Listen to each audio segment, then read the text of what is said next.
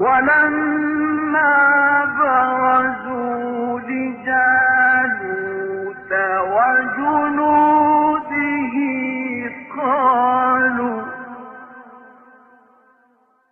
قالوا ربنا أفرغ علينا صبرا وثبت أقدامنا وانصرنا على القوم الكافرين.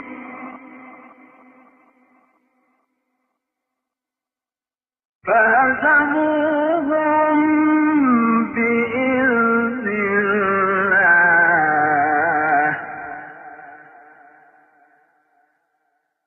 وقتل